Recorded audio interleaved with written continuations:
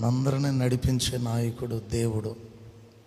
మనందరం ఎవరమైనా దేవుని వాక్యం మనకు ప్రమాణం అంటే దేవుడు ఒక్కడే, మనల్ని నడిపించే ఆత్మ కూడా ఒక్కడే. కాబట్టి మనందరం దేవుని వాక్యం చేత బలపరచబడాలి. మనకు ప్రమాణం వాక్యం. ఏ మనుషుడు ప్రమాణం అవ్వలేడు, కానీ దేవుని వాక్యమే మనకు ప్రమాణం. కాబట్టి వాక్యాన్ని ఆధారం చేసుకున్నవాడు ఎప్పుడూ పడిపోడు. ఈ లోకాన్ని ఆధారం చేసుకున్న, మనుషులను ఆధారంగా చేసుకున్న పడిపోయే అవకాశాలు ఎక్కువగా ఉంటాయి. కానీ ప్రభు అయినటువంటి దేవుని వాక్యాన్ని ఆధారం చేసుకుని వాక్యానుసారంగా జీవించేవారు ఎప్పటికీ కూడా పడిపోరు. ప్రభు కూడా అన్నాడు, వానలు కురిసెను, వరదలు వచ్చెను, గాలి వడిగా విసిరి ఆ ఇంటి మీద కొట్టెను, కానీ దాని పునాది బండ మీద వేయబడిన గనుక అది పడలేదు. ఇంతకీ బండ ఏంటి? మీరు ఒక్కసారి వాక్యాన్ని థింక్ చేయండి. బండ ఏంటి? మీరు చెప్పేది రైట్, వాక్యం చెప్పాలి. ఈ నా మాటలు విని వాటి చొప్పున చేయు ప్రతివాడు బండ మీద తన ఇల్లు కట్టిన బుద్ధిమంతుడు. ఇప్పుడు చెప్పండి, బండ ఏంటి? దేవుని మాట నానా. మీరు ఒకసారి తీయండి, చదివేయండి. 7వ అధ్యాయం మత్తయి సువార్త. అంశం అది కాదు, వాక్యం వేరే చెప్తా. ఒకసారి మీరు చదవండి అన్నమాట.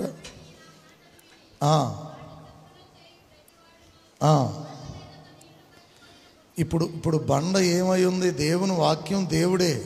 దానికి మీరు చెప్పేది రైటే, కానీ వాక్యాన్ని ఆధారం చేసుకుని ఆ ప్రకారం బ్రతికేవాడు బండ మీద ఇల్లు కట్టినంత స్థిరుడు అని అర్థం.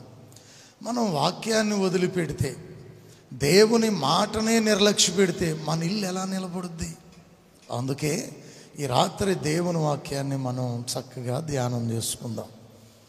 పరిశుద్ధ గ్రంథంలో నుండి అపోస్తలుడైన యాకోబు రాసిన పత్రిక 4వ అధ్యాయం 8వ వచనం. ఇదంతా మనం చదివేదే, మరొకసారి జ్ఞాపకం చేసుకుందాం. చదవండి. దేవుని యొద్దకు రండి, అప్పుడు ఆయన మీ యొద్దకు వచ్చును. పాపులారా, మీ చేతులను శుభ్రము చేసుకొనుడి. ద్విమనస్కులారా, మీ హృదయములను పరిశుద్ధపరచుకొనుడి. ప్రభు తన వాక్యం మనందరి కొరకు దీవించుగాక. ఆమేన్. చిన్న ప్రార్థన చేద్దాం. తలలు వంచండి. చిన్న ప్రార్థన.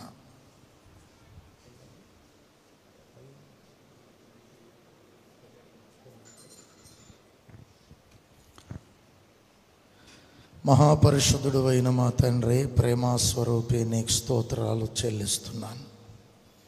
మా జీవితంలో శ్రేష్టత ఏదైనా ఉంది అంటే అది నీ ద్వారానే కలిగింది ప్రభువా. మేము వట్టివారం, మంటివారం, పాపములో పుట్టిన వారం, చెడును ప్రేమించిన వారం.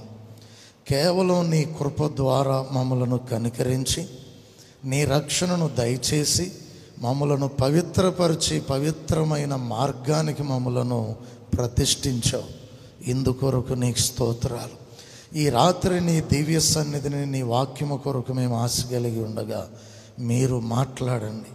అయోగ్యుడను, నన్ను మరుగుపరచండి. నీ దాసుడును, నీ స్వరమిచ్చి మాట్లాడండి. వినుచున్న ప్రతి వారికి గ్రహింపాత్మ, వినుబుద్ధిని దయచేయండి.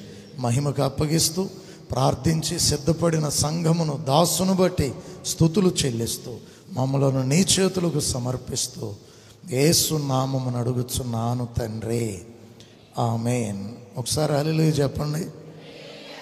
ఏకస్వరం రావాలి. ఏంటి ఆగిపోయారేంటి? ఒకే స్వరంతో చెప్పండి. మంచిది. ఏకస్వరం తరిస్తే ఎరుకోగోళ్ళు పడిపోయినాయి అన్నమాట. అట్లా ఇక్కడ మనం చదివిన వాక్యంలో 3 అంశాలు ఉన్నాయి. ఒకటి, దేవుని యొద్దకు రండి, అప్పుడు ఆయన మీ యొద్దకు వచ్చును. రెండవ అంశం, పాపులారా, మీ చేతులను శుభ్రము చేసుకునండి. మూడవ అంశం, ద్విమనస్కులారా, మీ హృదయములను పరిశుద్ధపరచుకునండి. ఈ 3 విషయాలు మనం ధ్యానం చేద్దాం. ఇక్కడ ప్రభు అయిన దేవుడే మనుషులు ఎడల జాలిపడి అంటాడు, దేవుని యొద్దకు రండి, అప్పుడు ఆయన మీ యొద్దకు వచ్చును. దేవుని యొద్దకు ఎందుకు రావాలి? ఈ లోకములో ఉన్న మనుషులు దేవునిని ఎందుకు ఆధారం చేసుకోవాలి? దేవుని దగ్గరకు ఎందుకు రావాలి అనేది ప్రతి వ్యక్తి కూడా తెలుసుకోవాలి. దేవుని యొద్దకు ఎందుకు రావాలంటే మొట్టమొదటి విషయం, అసలు నీవు నీ సొత్తే కాదు. అది నిన్ను నిర్మించినటువంటి దేవుని ద్వారానే నువ్వు చేయబడ్డావు. భక్తుడు అంటాడు, తల్లి గర్భమందు నన్ను నిర్మించిన వాడవు నీవే. మొట్టమొదటి అంశం ఏంటంటే మనలను దేవుడే కలుగు చేశాడు. మరో ముఖ్యమైన విషయం ఏంటంటే, పెళ్ళిళ్ళైన ప్రతి వారికి తమ భర్తను తామే తయారు చేసుకుని పెళ్లి చేసుకున్నారా? లేకపోతే వారి భార్యను వాళ్ళే తయారు చేసుకుని పెళ్లి చేసుకున్నారా? దేవుడిస్తే భార్య అయ్యింది, దేవుడిస్తే భర్త అయ్యాడు. తర్వాత బిడ్డలు కలిగారుగా. మనమే డిజైన్ చేసుకుని కన్నామా? డిజైనర్ ఎవరు? దేవుడే. తర్వాత మగపిల్లలు పుట్టాలో ఆడపిల్లలు పుట్టాలో మన ఇష్టమేనా? ఎవరిష్టం? అది దేవుని ఇష్టం. ఇప్పుడు మనం పీలుస్తున్నాం చూసారా గాలి, ఎవరిదది? మనకు సంబంధం లేదు. సూర్యుని వెలుగు, ఆ సూర్యుడు ఎవరు వారు అసలు మనకు తెలియదు. ఆయన ఎక్కడున్నాడో, ఆ వెలుగు యొక్క గొప్పతనం ఏంటో అంచనాలే తప్ప స్పష్టంగా చూసిన వాడు ఇప్పటికి ఎవరు లేరు. మనం నిలబడి ఉన్న ఈ భూమి ఉంది చూసారా, అది ఎవరిది? మనం త్రాగుచున్న నీరు ఎవరిది? అర్థం చేసుకోవాలి. మనలో ఉన్న ఆత్మ దేవునిది. మనము కలిగి ఉన్న సమస్తమును దేవుని ద్వారానే కలిగి ఉన్నాం. ఆ దేవుడు లేకపోతే క్షేమం ఎట్లా ఉంటుంది? తండ్రికి వ్యతిరేకమైన వాడు ఎవడైనా బాగుపడతాడా? ఏమండి, ఇస్సాకు గొప్పతనం ఏంటంటే, తాళ్లతో కట్టేసి బలిపీఠం మీద పరుండబెట్టిన తండ్రి చిత్తానికి తనను తాను అప్పగించుకున్నాడు కాబట్టి ఇస్సాకు గొప్పవాడు, వాగ్దాన పుత్రుడు. ఈ దినాల్లో ఇదిగో చూడండి, తండ్రికి వ్యతిరేకి అయిన వాడు ఎలా వర్ధిల్లడో, దేవునికి వ్యతిరేకి అయిన వాడు కూడా అలాగే బాగుపడ్డాడు. ఎందుకు దేవుడు ఆ పిలుపునిచ్చాడు అంటే, చాలామంది దేవునికి వ్యతిరేకులై పాడైపోతున్నారు కాబట్టి దేవుడు అంటాడు, బాబు నా దగ్గరకు రండి, నేను మీ దగ్గరకు వస్తానని. గెరాసీనుల దేశంలో ఉన్నాడా కుర్రాడు, ఆయన్ని బాగు చేయాలని వాళ్ళ అమ్మ నాన్న అనుకున్నారు, బంధువులు అనుకున్నారు, ఊరి వాళ్ళందరూ కూడా ప్రయత్నం చేశారు. వీలైందా? ఎవరి వల్ల కాక ఏం చేశారు? వదిలిపడేశారు. వదిలిపడేస్తే వాడు ఏం చేస్తున్నాడు? బట్టలు విప్పేస్తున్నాడు, సమాధుల్లోకి వెళ్ళిపోతున్నాడు, అరుస్తున్నాడు, రాళ్లతో తన్ను తానే కొట్టుకుని గాయపరుచుకుంటున్నాడు. ఇంకా వాడిని ఎవడో కంట్రోల్ చేయలేక వదిలేశారు. కానీ ప్రభు వచ్చి మాట మాత్రం సెలవిస్తే ఆయన ఎదుట సాగిలిపడి, సర్వోన్నతుని దేవుని కుమారుడా, పరిశుద్ధుడా, మాతో నీకేం పని నాయనా, మమ్మల్ని పంపాలని నువ్వు ఆశపడితే పందుల్లోనికి పంపే తండ్రి అని కోరుకున్నాడు. దేవుడు అన్నాడు, పొండి. ఎందుకు పందుల్లోకి వెళ్ళమన్నాడు తెలుసా? యేసు ప్రభు మనుషులను రక్షించడానికి వచ్చాడు తప్ప తీర్పు తీర్చి సాతాను దూతలను బంధించడానికి రాలా. అందుకే ఆ దయ్యాలు కూడా అన్నాయి, మాతో నీకేం పనయ్యా, నీవే పని మీద వచ్చావు? ప్రజలను రక్షించడానికి వచ్చావు, ఆ కార్యక్రమాన్ని చూసుకో, మా జోలికి రాకు. అంటే సాతానుని వాడిని దూతలను బంధించే టైం వేరే ఉంది. వాడిని చీకటిలోనికి, నరకములోనికి లేదా అగ్నిలోనికి బంధించి తోసే టైం వేరుగా ఉంది. మనం కూడా అండి, దయ్యాలు ఎవరినైనా పడితే పాతాళంలోకి పంపి ప్రభు అని అడగొద్దు, అప్పుడే పంపడు. ఆ టైం వేరే ఉంది. మనం అడగాల్సింది ఒక్కటే, ఇక్కడ నుండి తోలివేయి నాయన. ఎక్కడి నుండి తోలేయాలి? ఈ చోటు నుండి, ఈ వ్యక్తిలో నుండి, ఈ ప్రాంతంలో నుండి దానిని తోలివేయి ప్రభు అని అడగటం. ఎందుకంటే బంధించే టైం వేరే ఉంది, అది త్వరలో రాబోతున్నాడు. ఆ రోజున సాతానుణ్ణి, వాడి దూతలను, వాని సంబంధులైన మనుషులను మొత్తానికి తీర్పు తీర్చేస్తాడు. కాబట్టి ఇప్పుడే వాటి టైం రాలా, కనుకే పందుల్లోకి వెళ్ళమని చెప్పాడు. ఎందుకు వెళ్ళమన్నాడని ఎవరు అభ్యంతర పడొద్దు. ప్రభు తీర్పు తీర్చడానికి రాలా, ఈ లోకములో మనుషులను రక్షించడానికి, దేవుని కొరకు ప్రజలను సంపాదించడానికి వచ్చాడు. కనుక వాడు కోరుకున్నట్లే పాతాళానికి వెళ్ళమని ఆజ్ఞాపించక పందుల్లోకి పొమ్మని చెప్తే ప్రపాతమున దాదాపుగా 2000 పందులు లోయలో పడి ఊపిరాడక చచ్చాయి అని రాయబడి ఉంది. ఇప్పుడు ఆ యవనస్తుడు ఎట్లా ఉన్నాడు? తలదూకున్నాడు, బట్టలు కట్టుకున్నాడు, కేకలు వేయట్లా, సైలెంట్గా కూర్చున్నాడు. ఎవరి ద్వారా సాధ్యపడింది ఇది? ఊరోళ్ళ ద్వారానా? సంఖ్యల ద్వారానా? బంధకాల ద్వారానా? భోజనం పెట్టకుండా మానేయటం ద్వారానా? గదిలో పెట్టి కొట్టడం ద్వారానా? ఎట్లా బాగుపడ్డాడు? ఆ ప్రయత్నాలు ఏవి పనిచేయలా. ఎప్పుడైతే ప్రభువు వచ్చాడో, దేవుడు ఆజ్ఞను ఇచ్చాడో, వెంటనే వాడు స్వస్థ చిత్తుడయ్యాడు. ఈ దినాల్లో చాలామంది కుటుంబాల్లో ఎన్నో అభ్యంతరాలు, ఎన్నో కష్టాలు, చాలా శ్రమలు. బిడ్డలను ఎలా కంట్రోల్ చేయాలో తెలియట్లా, భర్తకు ఎలా బోధించాలో తెలియట్లా, భార్యకు ఎలా చెప్పాలో తెలియట్లా. కుటుంబాలన్నీ కూడా అస్తవ్యస్తముగా శ్రమల చేత నిండిపోవటానికి కారణం ఏంటంటే దేవునికి చోటు లేదు. చాలా విషయాలకు అవకాశాలు ఉన్నాయి. ఇంట్లో వెండికి చోటు ఉంది, బంగారానికి చోటు ఉంది, వెలగల వస్త్రాలకు చోటు ఉంది. కానీ దేవుని వాక్యానికి చోటు లేదు, పరిశుద్ధతకు చోటు లేదు, ఆత్మీయ జీవితం లేదు, ఆరాధన లేదు, పర్సనల్ ప్రార్థన లేదు, దేవునితో సహవాసం లేదు. కాబట్టి సాతానుడు సురక్షితంగా ఉంటున్నాడు, ఎక్కడికి వెళ్ళట్లా. ప్రియులరా, దేవుడు ఎందుకు అవసరం అనుకున్నారు? మన కుటుంబానికి ప్రభువు వస్తే అది ఎంతో మేలు. హల్లెలూయా. చీకటి పారిపోతే, దయ్యపు శక్తులు వెళ్ళిపోతే ఇంటిలో సురక్షితంగా ఉంటాం. మన సహవాస వ్యవస్థాపకులైన బందెల రాజరత్నమయ్య గారు పెనుమత్స అనే గ్రామం మీటింగ్కి వెళ్ళారంట. మీటింగ్కి వెళితే ఆ ఇంట్లో దెయ్యం ఉందని బాగా నానుడంట. ఇంటి వాళ్ళు కూడా ఉండటానికి భయపడిపోతున్నారు. సేవకుడు వస్తున్నాడని ఆ ఇంటిని ఇచ్చారంట ఆయనకి. ఎందుకు? ఆ దెయ్యం ఆయన వస్తే వెళ్ళిపోద్దని. కరెక్ట్గా అదే జరిగింది. హల్లెలూయా. దైవజనుడు వెళ్ళాక ఆ ఇంటిలో ఉన్న దురాత్మ ఆ ఇంటిని వదిలి వెళ్ళిపోవటం జరిగింది. ఆ ఇంటి వారు సురక్షితంగా బ్రతికారు. ప్రియులారా, దేవుడు లేని ఇంట్లో ఏముంటుంది మీరు చూడండి. వెలుగు వస్తే చీకటి పోయిందా? చీకటి వస్తే వెలుగు పోయిందా? ఏమండి? సృష్టి ఆరంభములో చీకటి అగాధ జలముల పైన కమ్మి ఉండగా దేవుని ఆత్మ అల్లాడి వెలుగు కలుగుగా కని పలికెను. అంటే ఎప్పుడైతే వెలుగు వచ్చిందో చీకటి వెళ్ళిపోయింది. అసలు ఉందేంటి? చీకటే. మీరు అర్థం చేసుకోనండి. మన హృదయంలో ఉంటే దేవుడు అన్న ఉండాలి, లేదా సైతానన్న ఉండాలి, లేదా అపవిత్రత అన్న ఉండాలి, పరిశుద్ధత అన్న ఉండాలి. ఈ రెంటికి వేరుగా ఎవరు ఉండలేరు. ఒంటరిగా ఏ మనుషుడు బ్రతకలేడు. ఎందుకంటే యేసు ప్రభు ఒక చిన్న ఉదాహరణ చెప్పారు. ఒకరిలో నుండి దయ్యం వెళ్ళిపోయిన తర్వాతట లోకం అంతా తిరుగుద్దట. దానికి ఎక్కడ ఖాళీ దొరకకపోతే ఒకసారి అనుకుంటుందట, నేను విడిచి వచ్చిన ఇల్లు ఎలా ఉందో చూస్తానని. వచ్చి ఆ ఇల్లు ఊడ్చి అమర్చి, అంటే క్రమం ప్రకారం చక్కగా ఏర్పాటు చేసి ఖాళీగా ఉండటం చూసి అది వెళ్ళిపోయి తనకంటే చెడ్డవైన మరి 7 అపవిత్రాత్మలను తీసుకొని వచ్చి ఆ వ్యక్తిలో ప్రవేశిస్తుందట. అప్పుడు ఆ వ్యక్తి స్థితి మొదటి స్థితి కంటే కూడా కడవరి స్థితి మరి చెడ్డది, మరి ఘోరమైంది అయిపోద్ది అన్నాడు. ఈ దినాల్లో రక్షణ పొందాం, సైతాన్ని వెళ్ళగొట్టుకున్నాం. మళ్ళీ వాడికి చోటు ఉందా? దేవునికి చోటు ఉందా? నీ హృదయంలో ప్రభు సింహాసనం వేసుకుని కూర్చోవాలి. గుర్తుపెట్టుకోవాలి. ఏం వేసుకోవాలి?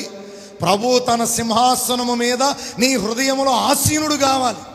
ఆయనకు చోటు ఉండాలి. ఈ దినాల్లో చాలామంది హృదయాలలో అపవాదికి ఎక్కువ చోటు ఉంది. అనగా లోకాశ, శరీరాశ, నేత్రాశ, జీవపు డమ్ము, వీటి చేత పోటీ పడుతున్నారు తప్ప దైవ నీతిని నెరవేర్చున్నట్లుగా హృదయములో దేవునికి చోటే లేదు. అందుకే జీవితాల్లో ప్రశాంతత లేదు. ప్రభు అడుగుతాడు, నా యొద్దకు రండి, లేదా దేవుని యొద్దకు రండి, అప్పుడు ఆయన మీ యొద్దకు వచ్చును. ఇది రూల్ అండి. మనమే ప్రభు దగ్గరికి రావాలి, దేవుణ్ణి ఆశ్రయంగా చేసుకోవాలి. ఆయన మన హృదయంలోనికి రావాలి అంటే ఆయన నీ పర్మిషన్ అడుగుతున్నాడు. నీవు దేవుని ఆహ్వానించాలని ప్రభు కోరుకుంటున్నాడు. ఆయన దొంగ కాదు నీ పర్మిషన్ లేకుండా రావటానికి. గుర్తుపెట్టుకోవాలి. ఏ వ్యక్తిలోనికైనా సరే ఇప్పుడు ప్రభు నీ హృదయములో ఉండాలి అంటే నీవు హృదయపూర్వకముగా ప్రభువుని ఆహ్వానించినట్లయితే ఆయన సంసిద్ధుడై ఉన్నాడు. మరి నీ హృదయాన్ని ప్రభు కొరకు సిద్ధపరచగలవా? ఊడ్చి అమర్చి ఖాళీగా ఉంచితే సాతానే వస్తాడు. వాక్యముతో నింపాలి హృదయాన్ని. హల్లెలూయా. పౌలు అందుకంటాడు, మీ హృదయములో దేవుని వాక్యమును సమృద్ధిగా నివసింపనీయుడి అని. చూడండి, పరిశుద్ధ గ్రంథములో దినవృత్తాంతముల 2వ గ్రంథం, దినవృత్తాంతముల 2వ గ్రంథం 15వ అధ్యాయం మొదటి 2 వచనాలు చదువుదాం. ఓదేదమ్మా. దేవుని ఆత్మ ఓదేదు కుమారుడైన అజర్య మీదికి రాగా అతడు ఆసాను ఎదుర్కొనబోయి ఈలాగు ప్రకటించను, ఆసా, యూదావారలారా, బెన్యామీనీయులారా, మీరందరూ నా మాట వినుడి. మీరు యెహోవా పక్షపు వారైన ఎడల ఆయన మీ పక్షమున నుండును. మీరు ఆయన యొద్ద విచారణ చేసిన ఎడల ఆయన మీకు ప్రత్యక్షమగును. మీరు ఆయనను విసర్జించిన ఎడల ఆయన మిమ్మును విసర్జించును. గుర్తుపెట్టుకోవాలి దైవవాక్యం.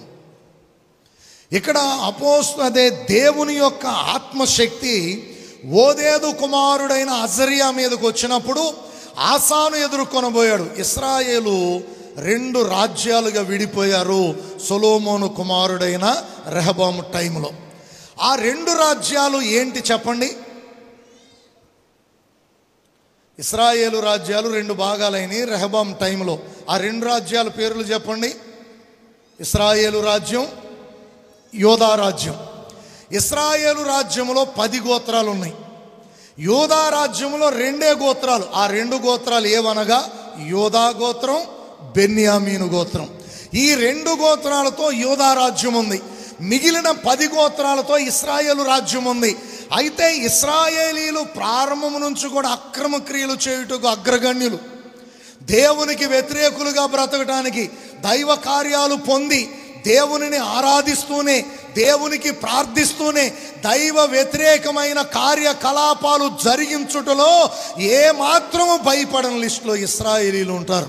ఈ క్రమంలో ఇశ్రాయేలీలతో పాటు యోధావారు కూడా ఆ బాటే పట్టారు. ఇప్పుడు వారు శ్రమల పాలైపోయారు. శత్రువులు వారిని జయించారు. కష్టాలతో నిండిపోయింది జీవితం. సుఖ సంతోషాలతో, శాంతితో దేవుని సహవాసంలో బ్రతుకుతున్న వారు ఎప్పుడైతే దైవ వ్యతిరేకమైన కార్యకలాపాలు వారి జీవితంలోనికి వచ్చాయో దేవుడు దూరమయ్యాడు. వారు శ్రమల పాలైపోయారు. కాబట్టి వారి శ్రమలను చూడలేని దేవుడు ఏం చేశాడంటే ఓదేదు కుమారుడైన అజర్యాను రేపాడు.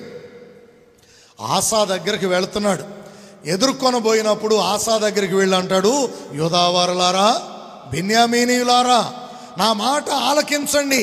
మీరు ప్రభు పక్షపు వారైన ఎడల ఆయన మీ పక్షమున ఉంటాడు.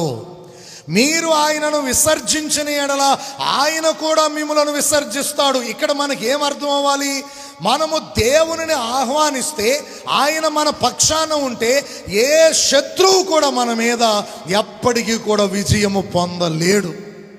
దేవుడు తోడు లేకపోతే ఎంతమంది తోడున్నా దేవునితో సమానులు కాలేరని తెలుసుకునండి. యెషయా గ్రంథం 31వ అధ్యాయంలో ఆయన అంటాడు, ఇశ్రాయేలు పరిశుద్ధ దేవుని లక్ష్యపెట్టకయు, యెహోవా యొద్ద విచారణ చేయకయు, సహాయము నిమిత్తము ఐగుప్తునకు వెళ్ళుచు ఆ గుర్రములను ఆధారము చేసుకుని వారి రథములు విస్తారములనియు వారి రౌతులు బలాఢ్యులనియు వారిని ఆశ్రయించు వారికి శ్రమ. దేవుని ప్రజల మనసు ఎవరి మీద ఉండాలి? దేవుని మీద ఉండాలి. అంతేగాని లోకంలో ఎవరు బలవంతులు, ఎవరు గొప్పవారు, ఎవరి ద్వారా సహాయం దొరుకుద్ది, ఎవరు మనలను బలపరుస్తారు, ఇలా మనం ఎప్పుడైతే మన దృష్టిని దేవుని మీద నుంచి తప్పించి లోకం మీదకి వెళ్ళిపోతామో అట్టి వారందరికీ శ్రమ అని చెప్పాడు. మనము దేవునిని ఆధారం చేసుకుంటే, దేవునిని ఆహ్వానించుకుంటే, దేవుని రెక్కల క్రింద మనము దాగినట్లయితే దైవ సహాయము వలన మనము సురక్షితముగా ఉండగలం. దేవుడు మన పక్షమున ఉన్నప్పుడు ఎవడు కూడా మనకు విరోధిగా నిలువబడలేడు. ఈ సందర్భంగా ఒక వాక్యాన్ని కూడా చదువుదాం. యెహోషువ గ్రంథం 2వ అధ్యాయము 10-11 వచనాలు. యెహోషువ గ్రంథం 2వ అధ్యాయము 10-11 వచనాలు. మీరు ఐగుప్తు దేశము నుండి వచ్చినప్పుడు మీ ఎదుట యెహోవా ఎర్ర సముద్రమును ఎర్ర సముద్రపు నీరును ఎలాగూ ఆరిపోజేసెను. యోర్దాను తీరముననున్న అమోరీలు సీహోనును ఓగును మీరేమి చేసితిరో అనగా, మీరు వారిని ఎలాగు నిర్మూలము చేసితిరో ఆ సంగతి మేము వింటిమి. మేము వినినప్పుడు మా గుండెలు కరిగిపోయెను. మీ దేవుడైన యెహోవా పైన ఆకాశమందును క్రింద భూమి యందును దేవుడే. మీ ఎదుట ఎట్టి మనుషులకైనను ధైర్యం ఏమాత్రమును ఉండదు. చూడండి, లోకమంతా కూడా ఏం తెలుసుకున్నారు తెలుసా? ఇశ్రాయేలీల పక్షాన జీవము గల దేవుడైన యెహోవా తోడున్నాడు, వారిని ఎవరు జయించలేరు. సీహోను ఓడిపోయాడు, ఓగు ఓడిపోయాడు, ఎర్ర సముద్రం పాయలైపోయింది, వారు కనాను దేశానికి వస్తున్నారట, యెరికో పట్టణంలో ప్రవేశించబోతున్నారట అనే సమాచారం ఎప్పుడైతే తెలుసుకున్నారో గేట్లు మూసేసి ఎవడు బయటికి వెళ్ళకూడదు, ఎవడు లోపలికి రాకూడదు అనే నిబంధన పెట్టుకుని ఇశ్రాయేలీల చేతిలోంచి కాపాడబడాలని యెరికో పట్టణం వారు ధైర్యం చెడిపోయి పురద్వారము యొక్క తలుపులు మూసేసుకుని ఉన్నప్పటికీ కూడా వారి ఎదుట యెరికో గోడలు నిలువలేకపోయినాయి. రాహాబదే అంటది, మీ దేవుడు మీకు తోడున్నాడు, ఈ లోకములో ఆయన వంటి దేవుడు ఎవరు లేరు. ఎట్టి మనుషుడు కూడా మీకు ఎదురు పట్టడానికి ఈ లోకంలో ధైర్యమే లేదు అని చాటి చెప్పారు. మరి నీతో దేవుడుంటే నీ జీవితం కూడా అంతే. నిన్నెందరు అణిచివేయాలని చూసిన, నిన్నెందరు బలహీనపరచాలని చూసిన, ఎందరు నిన్ను అవమానానికి అప్పగించాలని చూసిన, నీ దేవుడు నీతో ఉంటే. ఎగ్జాంపుల్, తప్పిపోయిన గొర్రె దొరికింది కదా, ప్రభు ఏం చేశాడు దాన్ని? ఏంటి ఇంత సైలెంట్గా ఉన్నారు? తప్పిపోయిన గొర్రె దొరికిందా? ప్రభు ఏం చేశాడు దాన్ని? చెప్పు తల్లి. కర్ర తీసుకుని కొట్టాడు, ఏడకపోయి పనికి మళ్ళిందానని. మరేంటి అటు చూస్తున్నారు? అది దొరికినప్పుడు సంతోషముతో తన భుజముల మీద ఎక్కించుకున్నాడట. ఎక్కడ? భుజముల మీద. ప్రభు చెప్తాడు 15వ అధ్యాయంలో లూకా సువార్తలో, 99 విడిచిపెట్టి ఏం చేశాడట? తప్పిపోయిన గొర్రె దొరికి వరకు వెదకి వెళ్ళాడట. అది దొరికినప్పుడు దొరికిందని సంతోషము చేత తన మెడల మీద ఎక్కించుకున్నాడంట. మన పట్ల కూడా దేవుని తలంపదే. మనము దేవునికి చిక్కినట్లయితే, ప్రభువుకి అవకాశం ఇచ్చినట్లయితే, తప్పిపోయిన నీవు మరలా దేవుడు వెతుకుతున్నప్పుడు ఆయన చేతిలో నీవు పడినట్లయితే నిన్ను మెడల మీద ఎక్కించుకుంటాడు. అనగా ఇక నిన్ను ఎవరికి దొరకనివాడు. హల్లెలూయా. ఇంక ఎవరికి నీ జీవితాన్ని చిక్కనివాడు. అందుకే ప్రభు అంటాడు, దేవుని యొద్దకు రండి, అప్పుడు ఆయన మీ యొద్దకు వచ్చును. ప్రభు ఎలా వస్తాడు?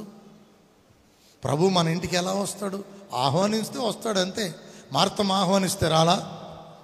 పరిసయ్యుడు ఆహ్వానిస్తే వెళ్ళలా? ఏంటంటే సీమోను భోజనానికి రమ్మని పిలిస్తే రాలా?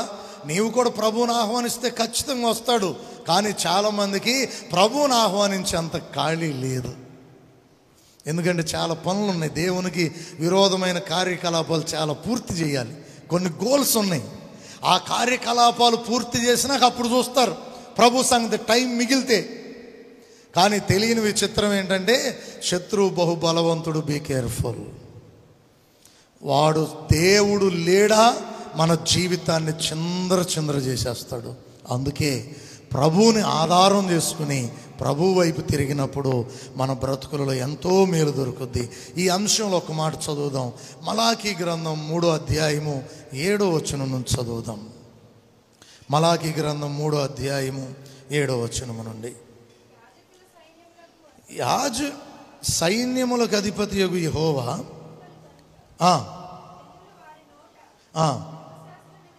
అమ్మా మలాకి 3:7 నుండి.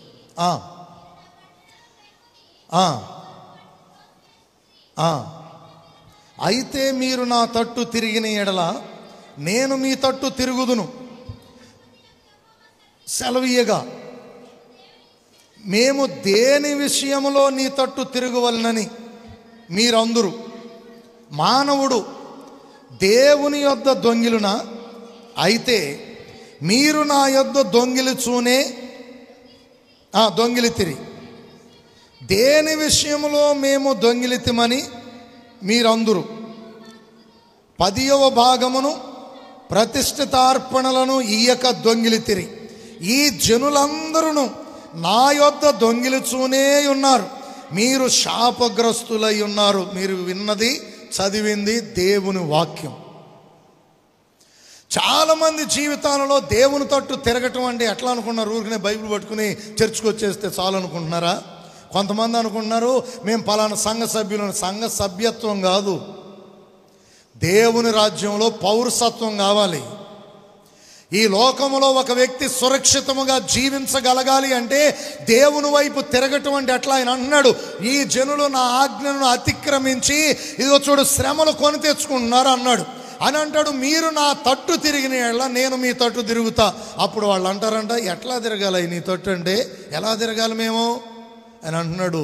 దేవుని యొద్ద మానవులు దొంగిలునా అని అంటే వాళ్ళు అంటారంట, ఏ విషయంలో దొంగలం అయ్యా మేము అని అంటాడు. 10వ భాగములోను ప్రతిష్ఠితార్పణలోను మీరు దొంగిలితిరి.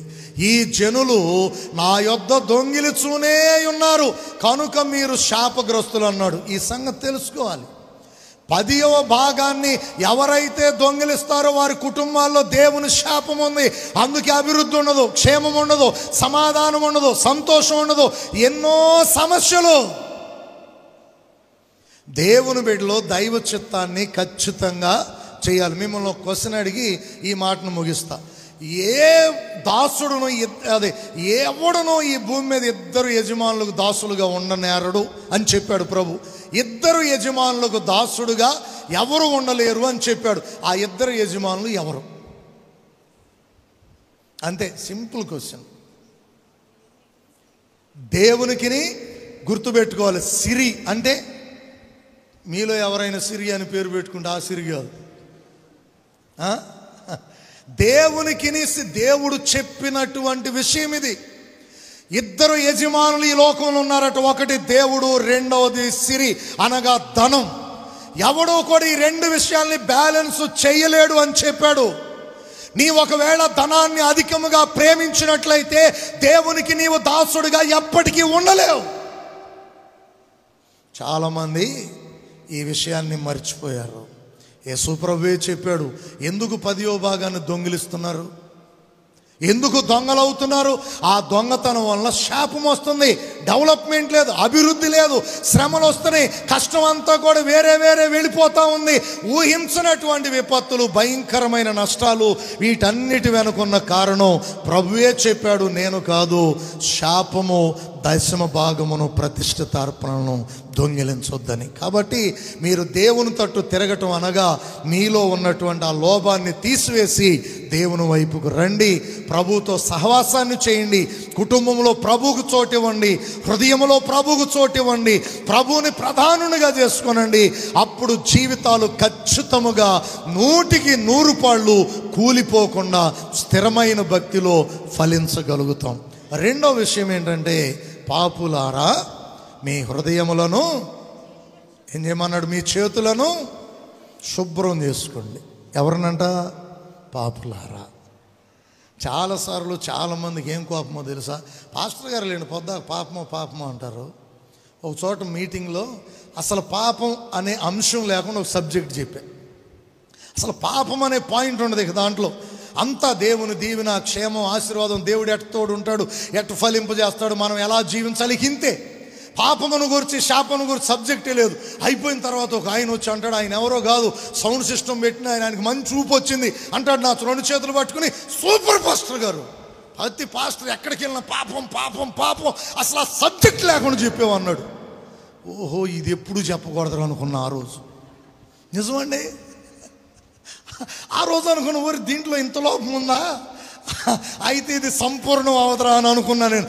కొంతమంది ఏమనుకుంటున్నారంటే పాపం పాపం పాపం అంటుంటే, ఎందుకు పాస్టర్లు ఎటు చెబుతున్నారు? పాస్టర్లు చెప్తున్నారా, దేవుడు చెప్తున్నాడా?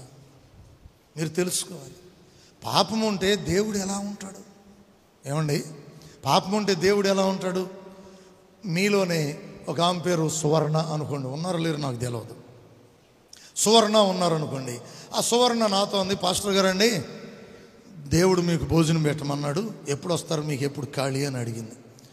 అమ్మ 2025 సంవత్సరం సెప్టెంబర్ 28వ తారీఖు వస్తానని చెప్పా. ఎప్పుడది? ఈరోజే. ప్రభు స్తోత్రం. వస్తానని చెప్తే ఆమె గారు సువర్ణ ఏం చేసిందంటే prawns, fish, egg, chicken, mutton, ఒకవేళ ఈ వద్దంటే కర్రీ, మామూలుగా వెజిటేబుల్ అన్నీ సిద్ధపరిచి రెడీకి పెట్టి 7 గంటలకల్లా ఫోన్ చేసింది. నేను కూడా ఏమనుకున్నానంటే దేవుడు చెప్పాడని పిలిచింది, పొట్ట ఖాళీ పెట్టుకోవాలని. మధ్యాహ్నం కూడా సరిగ్గా తినకుండా మరి స్వర్ణ పిలిచింది. దేవుడు చెప్పాడంట, ప్రభు దీవించాలని ముందే ప్రార్థన చేసుకుని, ప్రభువా నువ్వు చెప్పావు కాబట్టి నీ మాట చొప్పున వెళుతున్నా, నేను కాదు నువ్వు రా తండ్రి, ఆ బిడ్డ కొరకు ఎందుకు ఈ దర్శనం ఇచ్చావు, అది నెరవేరునుగా కానీ ముందే సిద్ధపడి ప్రార్థన చేసుకుని బైబుల్ తీసుకుని అత్యుత్సాహంతో సంతోషంగా ఇంట్లోకి వెళ్ళా. ఆమె కూడా సగౌరవంగా ఆహ్వానించి పాస్టర్ గారు రమ్మని కుర్చీ వేసి చక్కగా అన్ని సిద్ధపరిచి టేబుల్ పెట్టి టేబుల్ మీద వండిని అన్ని పెట్టింది. కానీ ఒక సమస్య, ఇంటిలో ఎలికి తెచ్చి కంపు. ఆ కంపు ఆమెకు తెలియట్లా, ఎందుకంటే ఇంటి వాళ్ళకి తెలియదు ఇంటి కంపు తెలుసుదా, ఎలికి తెచ్చింది. ఇప్పుడు నేను వెళ్ళి అయోమయం అయిపోతున్నా. అక్కడేమో పాస్టర్ గారు చికెనా, మటనా, ఫ్రాన్సా, లేకపోతే ఎగ్గా, ఏంటి కావాలి? నేను అనుకుంటున్నా ఇవన్నీ వద్దు కానీ ముందు ఎక్కడి నుంచి ఎప్పుడు బయటికి పోవాలి, ఎక్కడ రుచి చూడను, ఆ వాసన దుర్గంధం భయంకరం అయిపోతుంటే తినే రుచి యొక్క ఆస్వాదించగలం ఆ టేస్ట్ని. ఈ దినాల్లో చాలామంది ప్రభువుని రమ్మంటున్నారు కానీ చచ్చిన ఎలుకని బయట పారి ఇట్లా అనగా ఏంటా ఎలుక? పాపం. ఏంటా కంపు?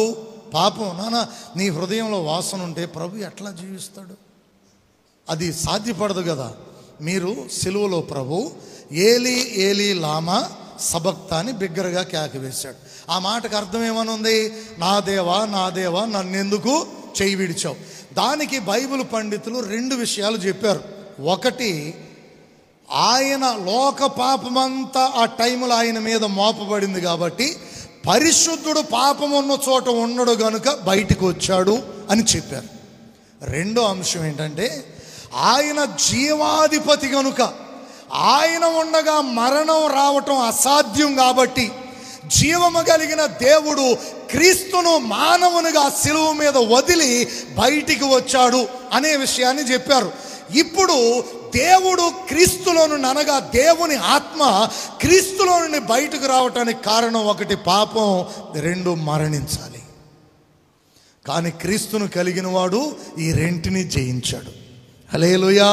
క్రీస్తుని ఎవరైతే కలిగి ఉన్నారో వారిలో పాపము లేదు, వారికి ఇక మరణమే లేదు. ఎందుకంటే జయించిన వీరుడు మనకున్నప్పుడు ఏ విషయములైతే ప్రభు జయించాడో ఆ సమస్త విషయాలన్నిటిలో కూడా మనకు విజయమే. మరొక విషయాన్ని జ్ఞాపకం చేస్తాను. యేసు ప్రభు తన ఆత్మను ఎప్పుడు పంపాడు ఈ లోకానికి? చెప్పాలి, స్పీడ్గా చెప్పేయండి. నన్ను మీకు అందరికీ తెలుసు, కాకపోతే ఎట్లా చెప్పాలి ఏమవుద్దు అని అనుకుంటారు. ఇక్కడ ఏమవుదు, మన అందరం స్వతంత్రులనే. మాట్లాడలా. అసలు నేనేం అడిగాను మర్చిపోయి మీ దెబ్బకి. ఏం అడిగాను చెప్పండి. ఏమా? దేవుని ఆత్మ ఎప్పుడు? నాకు అర్థం కావట్లా. యేసుక్రీస్తు తన ఆత్మను ఈ లోకములోనికి ఎప్పుడు పంపాడు అని అడిగాను. ఎప్పుడంటే ఆయన, మీరు వినండి, సీరియల్ చెప్తా, లోకమును, పాపమును, మరణమును జయించిన తర్వాత తిరిగి లేచి తన ఆత్మను మనకిచ్చాడు. అంటే ఏ ఆత్మనిచ్చాడు? లోకాన్ని జయించిన ఆత్మనిచ్చాడు, పాపాన్ని జయించిన ఆత్మనిచ్చాడు, మరణాన్ని జయించిన ఆత్మనిచ్చాడు, సైతానును జయించిన ఆత్మనిచ్చాడు.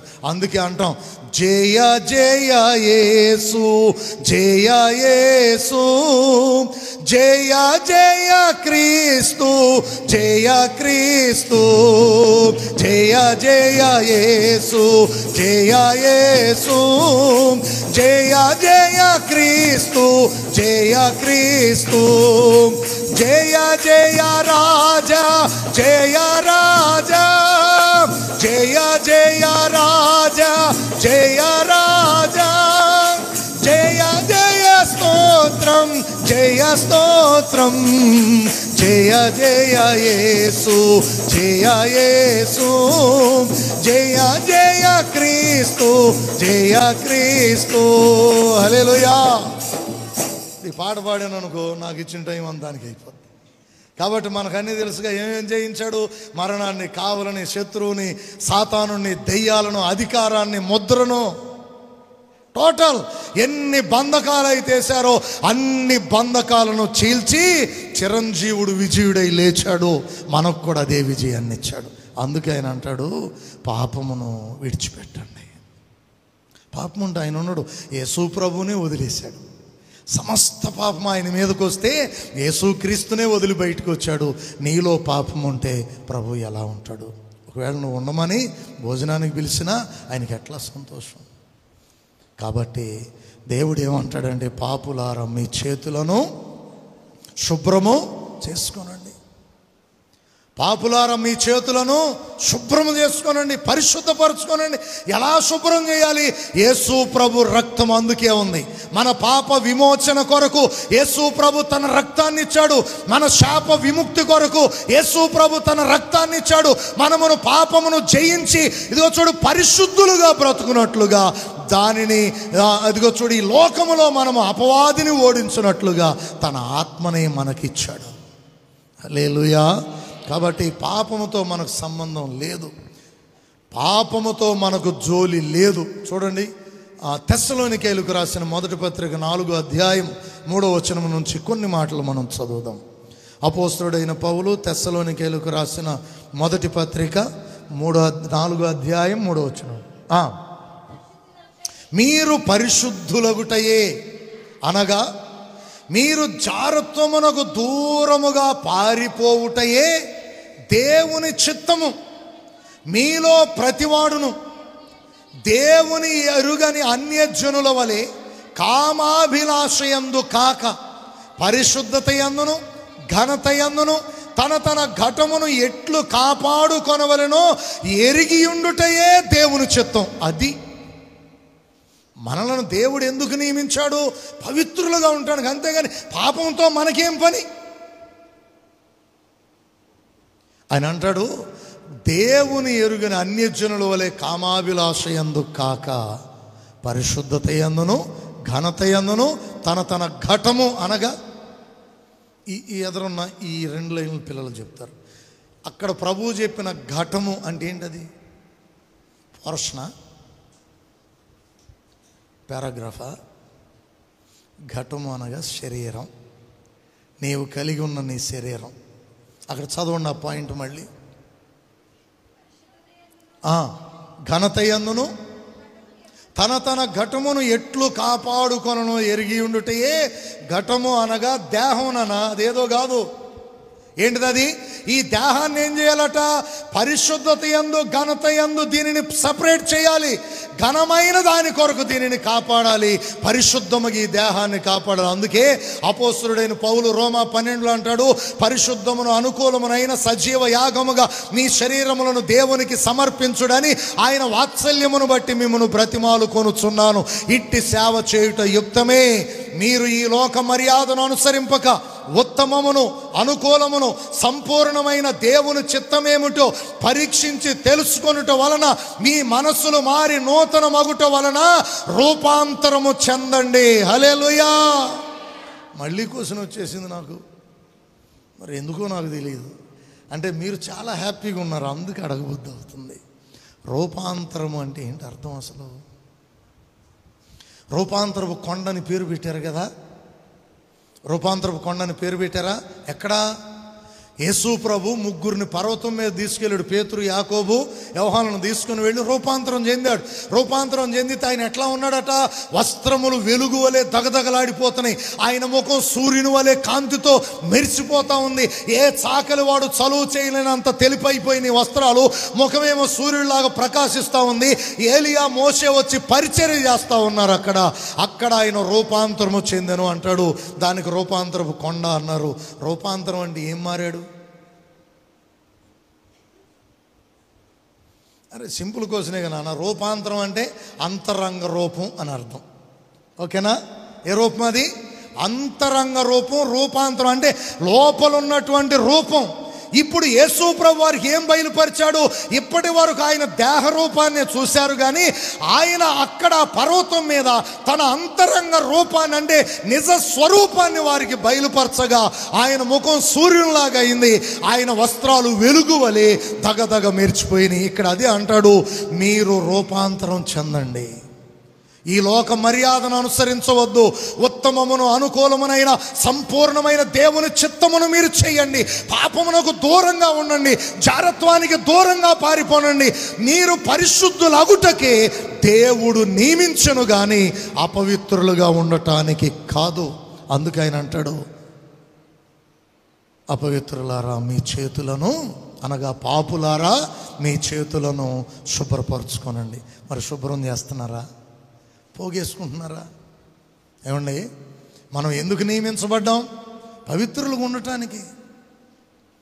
అక్కడ కింద వచనాల్లో చెప్తాడు. ఇంకా పారాగ్రాఫ్లోకి వెళితే అదే 4వ అధ్యాయం తెస్సలోనికీయులకు చదవండి, కంటిన్యూ చేయండి.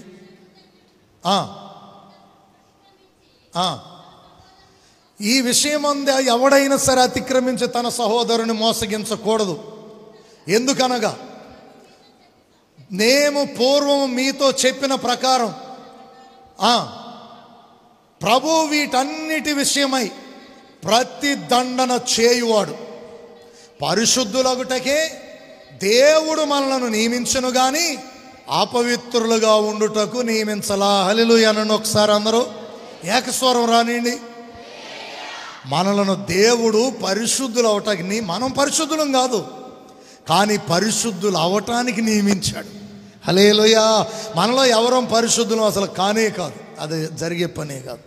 యేసు ప్రభు ద్వారానే పరిశుద్ధులం. ఆయన రక్తము ద్వారానే పవిత్రపరచబడగలం. కాగా ఎవడైనా క్రీస్తునందున్న ఎడల వాడు నూతన సృష్టిగా మనం మలచబడాలి. అంటే క్రీస్తులో ఉన్నప్పుడే మనం పవిత్రులవుతాం. ఎవడైనా అతిక్రమిస్తేనట ప్రభు ప్రతిదండన చేస్తాడంట. జాగ్రత్త. ఒకవేళ ప్రభు ప్రేమమయుడు, ప్రేమ స్వరూపి, ఆయన శిక్షించడని భ్రమపడారు. ప్రేమ ఉన్న కాడే శిక్ష ఉంటుంది, అది తెలుసుకోండి. ఎవరు ఎక్కువ కోపపడతారంటే ఎవరు ఎక్కువ ప్రేమిస్తే వాళ్ళే. ద్వేషంతో కోప్పడటం వేరు, ప్రేమతో కోప్పడటం వేరు. ప్రభు ఇదిగో చూడండి, మనుషుడు చేసే ప్రతి అతిక్రమానికి ప్రతిదండన జరుగుద్ది అని చెప్పాడు. కాబట్టి ప్రతిదండన జరగక మునిపే అపవిత్రతలో నుండి ప్రతి వ్యక్తి కూడా బయటికి రావాలి. నీ పట్ల దేవుని తలంపేంటి? నీవు పరిశుద్ధంగా ఉండాలండి. అందుకు దేవుడు ఆహ్వానించాడు. పాపంతో మనకేం పని, అపవిత్రతతో మనకేం పని? అందుకే దేవుడు అన్నాడు, ఇదిగో చూడు పాపులారా మీ చేతులను శుభ్రపరచుకునండి. మూడో విషయం ద్విమనస్కులారా మీ హృదయములను పరిశుద్ధపరచుకొనుడి. ద్విమనస్సు అంటేనండి, ఇది మాత్రం చెప్పారండి వెంటనే. హల్లెలూయా చెప్పండి మళ్ళీ ఒకసారి. ద్విమనస్సు అంటే రెండు మనస్సులు. ఎన్ని మనసులు? దీన్ని ఎట్లా చెప్పాలంటే, లోకం కావాలి, దేవుడు కావాలి. భూమి మీద ఉన్నవన్నీ కావాలి, మళ్ళీ పరలోకం కూడా కావాలి. శరీరానుసారంగా జీవించాలి, ఆత్మానుసారంగా కూడా ఆరాధించాలి. వీలవుద్దా? దేవుడు ఎట్లాంటి జీవితాన్ని కోరుకున్నాడా? దేవుడు తండ్రి ఆత్మ గనుక ఆయనను ఆరాధించువారు ఆత్మతోనూ సత్యముతోనూ ఆరాధించున్నట్లుగా దేవుని అభిష్టం. మన పట్ల దేవుని చిత్తం ఏంటి? మనము ఏక దృష్టి గలవారమై దేవుని వైపు నడవటమే దేవుని చిత్తం తప్ప రెండు విధాలుగా జీవించడం దేవుడు ఎప్పుడూ కూడా మెచ్చుకోడు. అలాంటి వారు దేవునికి ఎన్నటికి ఇష్టలు అవ్వలేరు. అపోస్తలుడైన పౌలు తన సాక్ష్యాన్ని ఇస్తూ రోమాపత్రిక 7వ అధ్యాయం 24వ వచనము నుండి అధ్యాయం మొత్తం చదివేయండి, ఎన్ని వచనాలు ఉంటాయి. అయ్యో నేనెంత దౌర్భాగ్యుడను, ఇట్టి మరణమునకు లోనగు శరీరము నుండి నన్ను ఎవడు విడిపించెను? మన ప్రభువైన యేసు క్రీస్తు ద్వారా దేవునికి కృతజ్ఞతాస్తుతులు చెల్లించుచున్నాను. కాగా మనస్సు విషయములో నేను దైవ నియమమునకును, శరీర విషయములో పాప నియమమునకును దాసుడనై ఉన్నాను. మీరేది చదివారో అది అపోస్తలుడైన పౌలు చెప్పిన మాట. యేసు ప్రభుని ఎరగక మునుపు అపోస్తలుడైన పౌలు బెన్యామీను గోత్రంలో పుట్టాడు. కిలికియా అనే ప్రాంతంలో జన్మించినటువంటి వాడు. గమలీయేలు పాదాల దగ్గర వేదాంత విద్యను అభ్యసించాడు. అనగా ధర్మశాస్త్రాన్ని క్షుణ్ణంగా తెలుసుకున్నాడు. ఆయన సాక్ష్యం ఇస్తూ అంటాడు, ధర్మశాస్త్రం విషయంలో నేను అనింద్యుడను. 8వ దినమున సున్నతి చేయబడ్డ ధర్మశాస్త్ర నియమం ప్రకారం నేను ధర్మశాస్త్రాన్ని అభ్యసించా, పరిచయున్నయ్యా, పండితున్నయ్యా. గమలీయేలు పాదాల దగ్గర నేను విద్యను అభ్యసించా. నేను ధర్మశాస్త్రానుసారముగా నేను పవిత్రుడనే లేదా అనింద్యుడనే అన్నాడు. కానీ ప్రభువుని ఎరిగినాక అంటాడు, అయ్యో నేనెంత దౌర్భాగ్యుడను, ఇట్టి మరణమునకు లోనగు శరీరము నుండి నన్ను ఎవడు విడిపించను? ఎట్టి మరణానికి? మనసేమో దేవుని కోరుకుంటుంది, ప్రభు కావాలంటుంది. ఆదివారం వస్తే ఆరాధన ఓకే, సోమవారం వస్తే, ఒకవేళ ఆదివారం సాయంత్రం వస్తే ఏమో తెలియట్లా. ఈ దినాల్లో మరి ముఖ్యంగా అసలు ఎవరు ఆత్మీయులో ఎవరు శరీరానుసారులో అర్థం కావట్లా. ఒక 2 సంవత్సరాల క్రితం మా సంఘంలో జరిగిన చిన్న ఇన్సిడెంట్, నేను చాలా ఏడ్చాను ఆ విషయానికి. ఒక యవనస్తురాలు 35 సంవత్సరాలలోపు తన భర్తను కోల్పోయింది. నాకు సంఘాలు ఉన్నాయి, ఎక్కడ నేను చెప్పలా, అది గుర్తుపెట్టుకోండి. మళ్ళీ ఆ ఊరా ఈ ఊరా ఎవరా అనేది మళ్ళీ అంచనాలు వేయద్దు. సరే, ఆ యవన కాలంలోనే భర్తను కోల్పోయింది. కోల్పోయక ముందే ఆమె రక్షణ పొందింది, ఆయన భర్త కూడా రక్షణ పొందాడు. కానీ తప్పిపోయి దేవుల్లో నిలవలేక మరలా భ్రష్టుడైపోయి సాతాను చేతిలో చిక్కి వయసుండగానే తన జీవితాన్ని తాగి మత్తులో వెళ్ళిపోయింది ప్రాణం. అది జరిగిన సంగతి. భార్య పిల్లలను తీసుకుని వెళ్ళిపోయింది, తట్టుకోలేక. మనోడు హెరాస్మెంట్ తట్టుకోలేక వెళ్ళిపోతే ఇదిగో చూడు దిక్కులేని వాడై చనిపోయాడు. చనిపోయిన 2వ రోజు చూశారు, అంత దుర్మరణం పాలయ్యాడు. సరే, ఇక భార్య పిల్లలు దేవుని దయ వలన వచ్చారు, దేవుని సంఘంలో చక్కగా కొనసాగుతూ ఉన్నారు. ప్రభు దయ కొనసాగుతూ ఉన్నారు. సంఘంలో ఒక ఆమె బాగా పాటలు పాడుద్ది. ఎంత చెప్పాలి? బాగా పాటలు పాడుద్ది, బాగా ప్రార్థన చేస్తుంది. ఎంత బాగా ప్రార్థన అంటే ఏ రోటికాడు ఏ పాట పాడాలో బాగా తెలుసు, అదనమాట అర్థం. వినేవారు ఉంటే వాక్యం కూడా చెప్పుద్ది బ్రహ్మాండంగా. మీరు అర్థం చేసుకోవాలి, ఎవరుంటే వినేవాళ్ళు ఉంటే వాక్యం కూడా బాగా చెప్పుద్ది. కాబట్టి సంఘంలో చాలామంది ఆమెను బాగానే లక్ష్య పెడతారు, నేను కూడా లక్ష్య పెట్టాను. ఇది జరిగిన సంగతి. అయితే ఈ భర్తను కోల్పోయిన వ్యక్తిని ఒక రోజున అందంట, మనం కొంచెం బయటికి వెళ్ళి వద్దాం, వస్తావా, నీతో చిన్న పని ఉంది అందంట. వెళదాం పద అంది. ఒక ఊరికి తీసుకెళ్ళింది, ఆ ఊరు నుంచి వేరే ఊరికి. సెంటర్లో నుంచోబెట్టి, మీరు వింటుంది ఏదో అది సత్యం, లైవ్ కూడా వెళ్తుంది ఇది సత్యం. నుంచోబెట్టి కారులో ఒకడు కూర్చుని ఉంటే, ఆ నీతో మాట్లాడాలంటున్నాడు, ఇల్లు అందంట.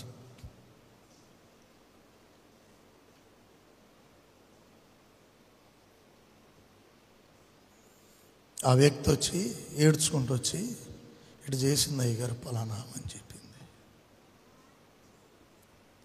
బలపరచాలా దిగజార్చాలా దేవునిలో? ఏం చేయాలి? బిడ్డలను పెట్టుకుని ఎట్టో గొట్ట దేవుని స్తుతించుకుంటా బ్రతుకుతుంది. నాన్న నువ్వు ధన్యురాలు అవుతావు, నీ బిడ్డలను దీవిస్తాడు, నమ్మకం ఉండు, ప్రభు అంటే దేవుడు అసలు లేడని చెప్పాలా? వంకర మార్గాలు చూపాలా? నేను చెప్పాక మళ్ళీ ఆమె ఎట్లాంటిది? పాటగాడు, ఆటగాడు, వేటగాడు. ఎంత కృంగిపోయాను మనసులో. మనుషులు అంటే నేను ఎందుకు ఈ మాటకి, సంఘంలో ఈ దినాల్లో ఎవరు హృదయం ఎలాంటిదో తెలియట్లా. 2 తలంపుల మధ్యలో తడబాటు. మనసుకేమో దేవుడు కావాలి, కానీ శరీరమేమో పాపములో బానిసైపోతా ఉంది. పౌలు అదే అంటాడు, యేసు క్రీస్తుని ఎరుగక మునుపు రోమీలారా, ధర్మశాస్త్రము కాదు ముఖ్యం, అక్షరము చంపును గాని ఆత్మ జీవింప చేయును. దేవుని ఆత్మ గలవాడే పరిశుద్ధుడు అవ్వగలడు. నేను ఒకప్పుడు ధర్మశాస్త్రానుసారముగా నిందుడనే, కానీ శరీరములో పాపమును నేను జయించలేకపోయా. రెండు విధాలుగా నేను జీవించా. పాపమును కొనసాగించా, ప్రభు సన్నిధిలో ప్రభుని ఆరాధించా అని అంటాడు. అయ్యో నేనెంత దౌర్భాగ్యుడను. క్రీస్తు లేకపోయినట్లు అంటాడు, మన ప్రభు అయిన యేసు క్రీస్తు ద్వారా దేవునికి కృతజ్ఞుడనై ఉన్నా. హల్లెలూయా. యేసు క్రీస్తు ద్వారా నా మనోనేత్రాలు తెరవబడి ఏకదృష్టిలోకి వచ్చా. పాపాన్నప్పుడు జయించగలిగాను. ఓ రోమీలారా, మీరు కూడా క్రీస్తుని ఆశ్రయం చేయండి. ధర్మశాస్త్రము బాలశిక్షకుడైతే సంపూర్ణుడైన దేవుడు నా రక్షకుడు అని తన సాక్ష్యాన్ని వివరిస్తూ బలమైన సత్యాన్ని వివరించాడు. అన్నా, మీరు ఎట్లా ఉన్నారు ఈ దినాల్లో? పండితులు అవ్వచ్చు, అయితే ఏం కాదంట్లా. బాగా ప్రార్థన ఒకవేళ బ్రహ్మాండంగా చేస్తే చేయొచ్చు, దాన్ని ఏం తప్పు పట్టట్లా. దేవుని ఆత్మే అది. కానీ నీవు దేవునిలో స్థిరంగా ఉంటున్నావా? నీది ఏకదృష్టేనా? నీ గురి కరెక్ట్గా ఉందా? గోల్ ఎక్కడికి రీచ్ అవ్వాలి నీవు? ప్రతి ఆడపిల్ల వయసు వచ్చిన దగ్గర నుంచి ఏం ఆలోచన చేస్తుందో తెలుసా? ఎట్లాంటోడు దొరుకుతాడో, ఏ ఇంటికి వెళ్ళాలో, ఏంటో నా గతి ఏమవుద్దో. భక్తిపరులైతే నా దేవుడు చూసుకుంటాడని నిరీక్షణతో నిబ్బరమైన బుద్ధి గలవారై మెళుకువగా ఉండి విరోధి అయిన అపవాదిని జయిస్తూ ఇదిగో చూడండి ఆకాశములో నక్షత్రముల వలె ప్రకాశిస్తారు.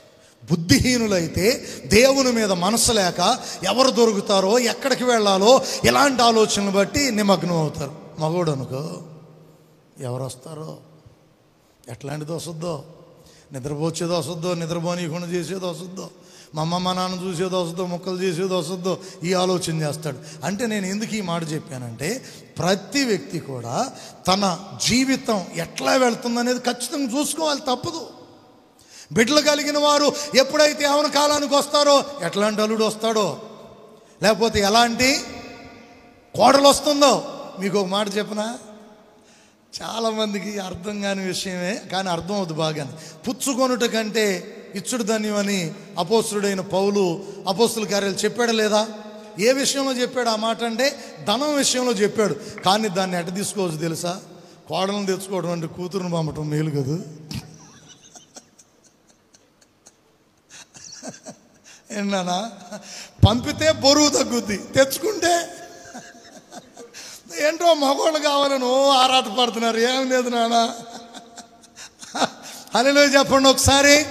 అలాగని ఊరికే సంతోషం కోసం చెప్పే అది సత్యం అవ్వదు. దేవుడు కలిగి ఉన్నప్పుడు అన్ని విషయాల్లో మన భారము మనల్ని మోస్తాడు, మన కుటుంబాన్ని కూడా మోస్తాడు. అందుకే నీ భారము యెహోవా మీద మోపమన్నాడు. హల్లెలూయా చెప్పండి ఒకసారి.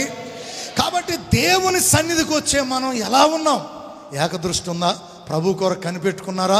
చావైన, మరణమైన, కరువైన, హింసైన, బాధలైన ఏదైనా ఈ జీవితంలో దేవుని కొరకు నేను జీవించాలని నిర్ణయం చేసుకుని పోరాట పటిమతో ముందుకు సాగుతున్నారా? లేకపోతే ఆల్రెడీ రెండు మనసుల మధ్యలో కొట్టుమిట్టాడుతున్నారా? యాకోబు రాసిన పత్రిక చూడండి, మొదటి అధ్యాయం. యాకోబు రాసిన పత్రిక మొదటి అధ్యాయము 5-8 వచనాలు చదువుదాం. మీలో ఎవనికైనను జ్ఞానము కొదువుగా ఉన్న ఎడల వాడు దేవుని అడుగవలను, అప్పుడు అది అతనికి అనుగ్రహించబడును. ఆయన ఎవనిని గద్దింపక ధారాళంగా, అంటే అసలు కొలత లేకుండా దయచేయువాడు. అయితే అతడు ఏమాత్రమును సందేహింపక విశ్వాసముతో అడుగవలెను. సందేహించువాడు గాలి చేత రేపబడి ఎగిరిపడు సముద్ర తరంగములను పోలియుండును. అట్టి మనుష్యుడు ద్విమనస్కుడై తన సమస్త ప్రవర్తన యందు అస్థిరుడు గనుక ప్రభు వలన తనకేమైనా దొరుకునని తలంచుకొనవద్దు. ఎంత స్పష్టంగా చెప్పాడు చూసారా? ద్విమనస్కులు ఎంత డేంజర్ అనుకున్నారు? ద్విమనస్కులు గాలి చేత రేపబడే సముద్ర తరంగాలు లాంటోళ్ళు. ఎవరేది చెప్తే ఆ మాట వింటమే, దేవుని పక్కన పెట్టేసేయటమే. చక్కగా విశ్వాసంలో బ్రతుకుతున్నావు, కొనసాగు. వాళ్ళేళ్ళు రేపే మాటల చేత నీవు రేగటం ఎందుకు? ఆ మధ్యన ఒక ఆయన నా వెంట తీసుకెళ్తూ పరిచర్యలో పక్కనే పెట్టుకుని నడుపుతున్నా. ఆ ఊర్లో వాళ్ళ బంధువు ఉన్నాడు. ఆయన పిలిచి అంటాడంట, ఏంట్రా అయ్యగారు నాలుగు పద్దాకు తిరుగుతున్నా, ఎక్కడైనా సరే అయ్యగారులు బాగుపడటమే కానీ విశ్వాసులు బాగుపడటం చూసావంటరా? ఎందుకురా ఆయన అమ్మడు తిరిగేది? నువ్వు నీ పని నువ్వు చేసుకో, శుభ్రంగా చక్కగా బాగుపడతావు. ఎక్కడైనా చూడు, విశ్వాసులు ఎవరు బాగుపడ్డారా? ఎక్కడ చూసిన అయ్యగారులు బాగుపడతాం అయితే అని అన్నాడంట. ఆయన వచ్చి అంటాడు, ఏంటి అయ్యగారు యోహాను ఇట్ట అన్నాడు. మళ్ళీ ఆడి పేరు యోహాను. పేరుకేమొచ్చా ఎవరు పెడతారు? ఏం పేరు? మళ్ళీ యోహాను ఇట్ట అన్నాడంట. ఏమని? ఎందుకు అయ్యగారులా ఉంటే? మరి నువ్వేమన్నావు నాన్న అని చెప్పాను. అయ్యగారు, అరే నా గురించి నీకు తెలుసు కదరా, తాగి పడిపోయేవాడు. ఎన్నోసార్లు బండి మీద పడిపోతే పెద్ద దెబ్బలు తగిలినాయి.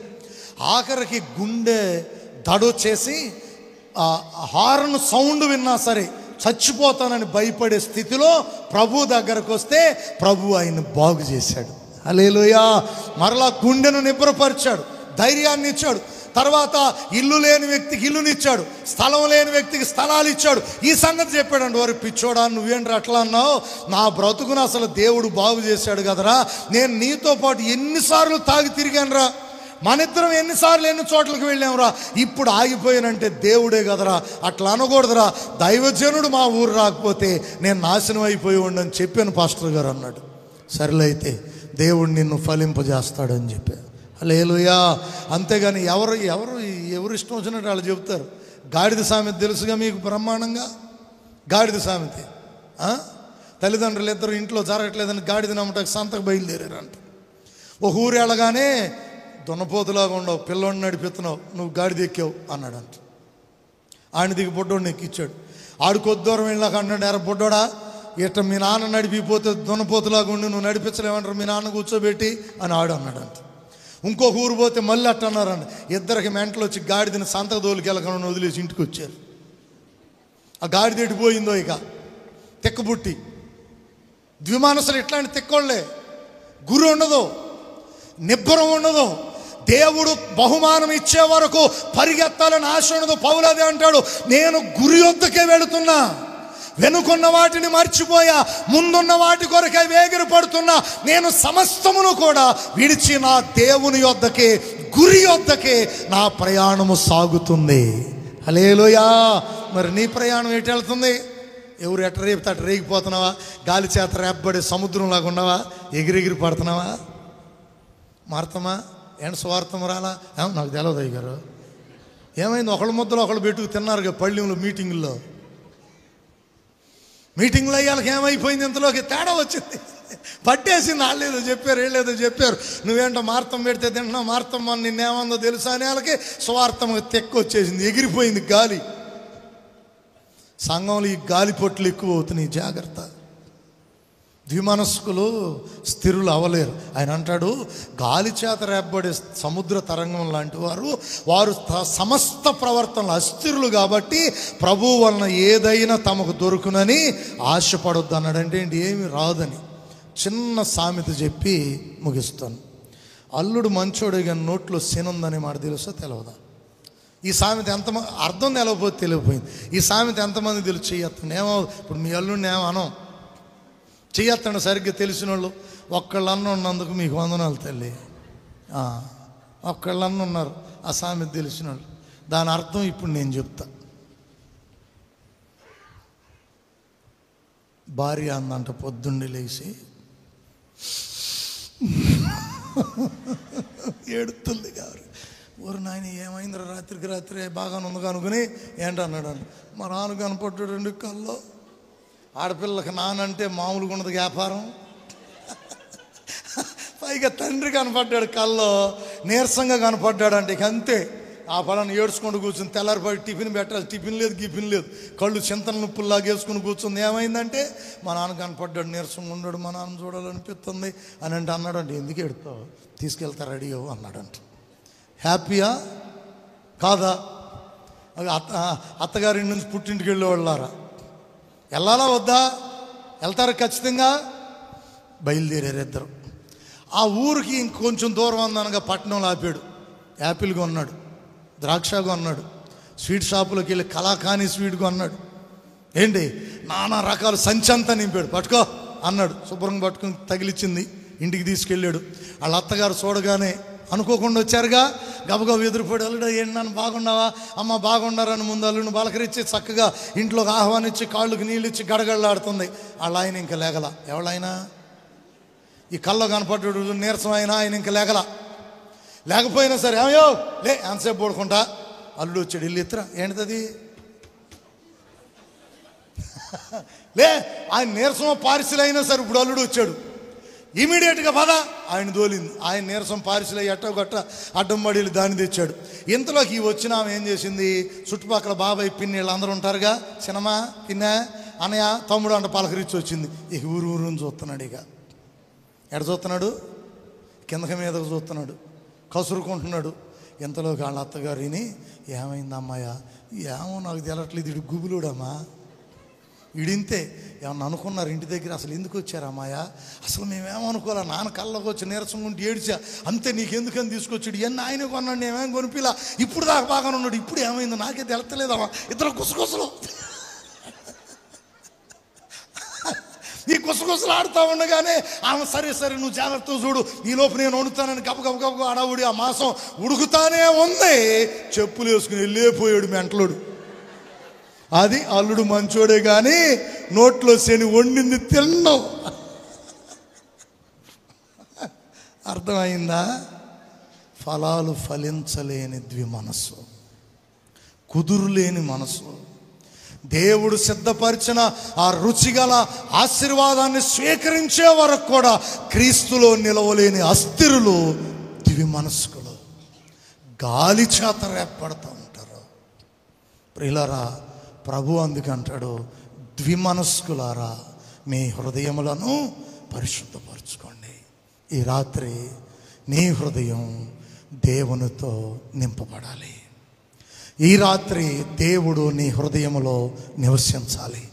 నిన్ను ఏ అపవిత్రత ఏలుబడి చేస్తుందో అది ఈ రాత్రి నీలో నుంచి వెళ్ళిపోవాలి. ఏ విషయంలో నీవు రెండు మనసుల మధ్య తడబడుతున్నావో ఈ రాత్రి దాన్ని విసర్జిస్తే నీ దేవుడు నిన్ను గొప్ప శక్తిగా నిలవబెట్టి తన పాత్రగా వాడుకుంటాడు. అందుకన్నాడు, దేవుని యొద్దకు రండి, అప్పుడు ఆయన మీ యొద్దకు వస్తాడు. పాపులారా, మీ హృదయము మీ చేతులను శుభ్రము చేసుకొనండి. ద్విమనస్కులారా, మీ హృదయములను పరిశుద్ధపరచుకొనండి.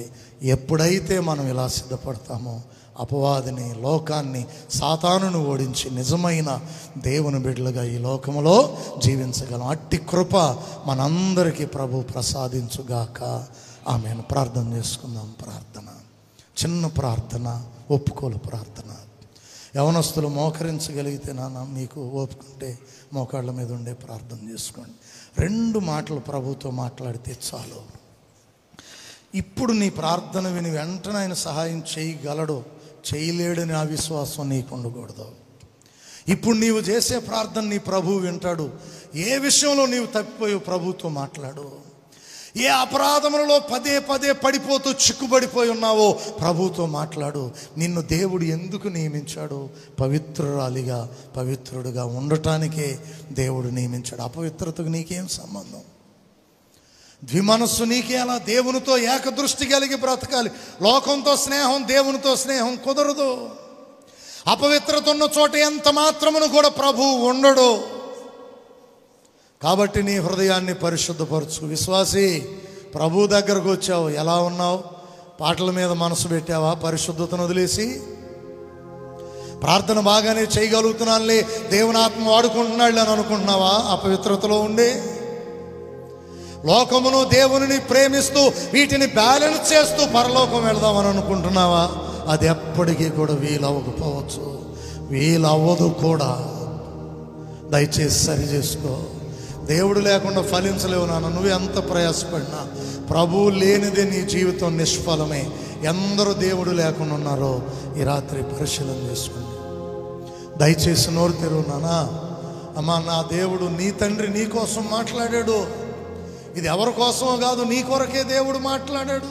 నువ్వు నోరు తెరువు, కొద్ది నిమిషాలు సరిదిద్దుకో. మంచిది మనకిది. స్వరం వినపడాలి ప్రభువుకు. నోరెత్తండి, నోరెత్తండి. దయచేసి అందరూ నిలబడదాం. ఒకసారి నిలబడండి. అందరూ కూడా నిలబడి చేతులు ప్రభు వైపు ఎత్తండి. అందరూ నిలబడండి దయచేసి. అంటే ఓపిక లేని వాళ్ళు కూర్చోగలిగితే కూర్చోండి, పర్వాలేదు. నిలబడండి, మ్యాక్సిమం అందరూ నిలబడండి. ఏదైనా అనారోగ్యం నుండి బాగోపోయినా దేవుని కొరకని వచ్చిన వారైతే కూర్చోండి, పర్వాలేదు. మిగిలిన వారందరూ కూడా నిలబడి మీ చేతులు ప్రభు వైపు చాపండి. ప్రభు వైపు చేతులు ఎత్తటువంటి నిస్సహాయమైన వ్యక్తిని, ప్రభువా నేనేం చేయలేను, నువ్వు నాకు సహాయం చేయని అడగటం అంటే దేవునికి తనను తాను సరెండర్ అవటం, అప్పగించుకోవటం. చేతులు ఎత్తి మొరపెట్టండి. ప్రభు వైపు చేతులు చాపండి.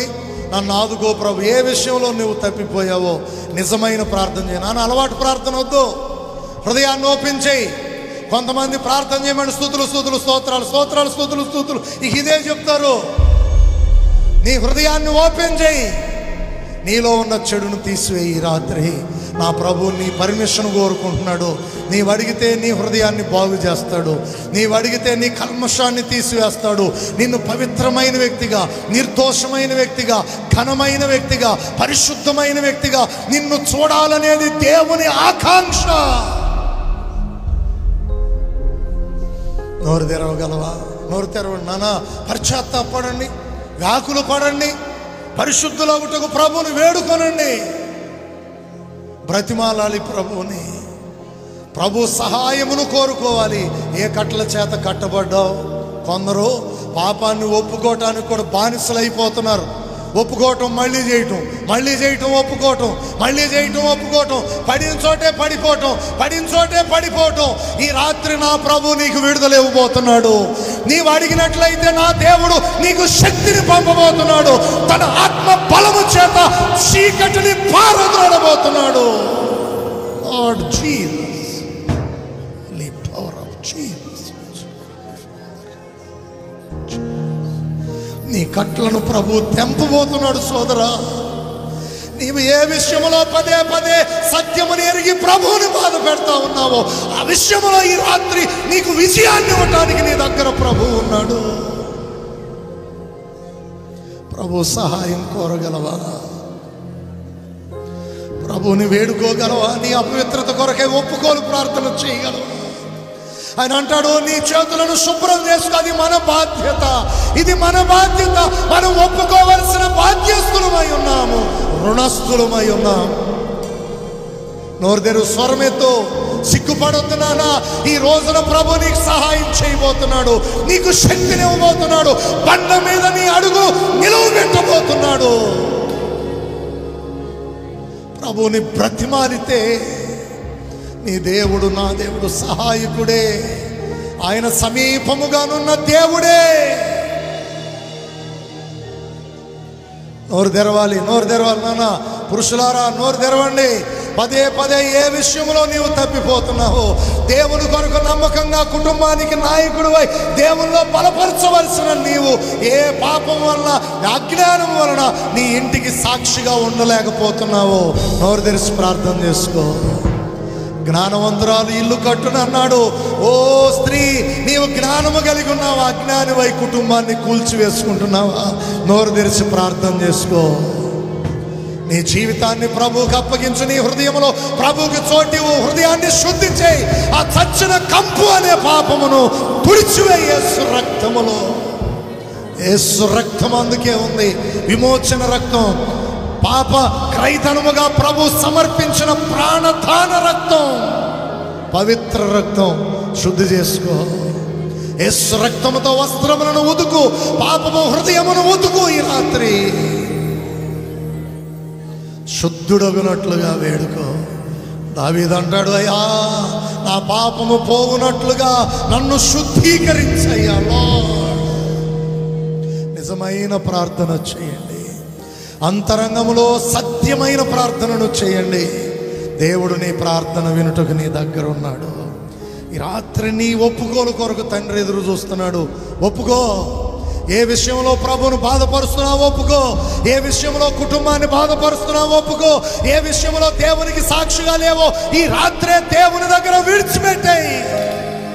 నూతనమైన వ్యక్తిగా మార్చబడు. నూతనమైన వ్యక్తిగా మార్చబడు.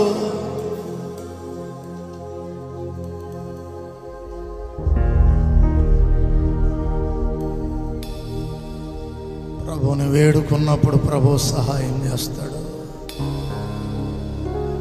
ప్రభువుని నీ హృదయంలోనికి ఆహ్వానించు. మార్తమ్మ ఇంటికి ఆహ్వానించినట్లుగా ఆహ్వానించు. ప్రభువా, నీవు రానా, నీవు లేని జీవితం వ్యర్థం ప్రభువా, నేను ఫలించలేకపోతున్నాను, నాకు శక్తి చాలట్లేదు ప్రభువా, నీ కృపను నాకు కృమ్మరించయ్యా, నా హృదయమును నీ కొరకు సిద్ధము చేశానయ్యా. సిద్ధపరచు. నీ హృదయములో ప్రభుకి చోటును ఏర్పాటు చేయి. సింహాసనమును ప్రభు కొరకు సిద్ధపరచు. ఆసీనుడగునట్లుగా ప్రభుని బ్రతిమలాడు. నీవు నోరు తెరవాలి. నా నోరు తెరవండి, నోరు తెరవండి. బయట షెడ్లో ఉన్న ప్రియులారా నోరు తెరవండి. మీ చేతులు ప్రభు వైపు చాపండి. బలహీనలైతే తప్ప చేతులు ప్రభు వైపు చాపండి. నన్ను ఆదుకో ప్రభు అని అడగండి. నా చేతిలో నీ చేయి వేయి ప్రభు అని అడగండి. నన్ను బలపరచు ప్రభు అని అడగండి. ఈ అగాధముల నుండి లేపు ప్రభు అని అడగండి. ఈ పాప కోపముల నుండి నన్ను లేవనెత్తు ప్రభు అని అడగండి. నన్ను ముంచివేసే ఈ సముద్రములో నుండి నన్ను రక్షించు ప్రభు అని అడగండి.